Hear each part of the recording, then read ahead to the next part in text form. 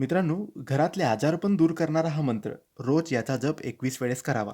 सकाळी किंवा संध्याकाळी कोणत्याही एका वेळेस या मंत्राचा जप आपण नित्य नियमाने घरात केला, तर आपल्या घरातून आजारपण, व्याधी, रोग सगळं काही दूर होईल आणि येणारं आजारपण घरातून बाहेर जाईल. नकारात्मकता आणि वास्तुदोष, बाधा, शत्रुपीडा, नजरदोष यापासून सुद्धा या मंत्राने रक्षण होते. हा मंत्र हनुमानाचा, बजरंगबलीचा आहे. या मंत्राचा जपाने आपल्या घराभोवती, आपल्याभोवती एक स्वरक्षण कवच निर्माण होतं आणि आपल्या परिवाराचं, आपल्या घराचं आणि आपल्या स्वतःचं रक्षण होतं. हा मंत्र काही असा आहे.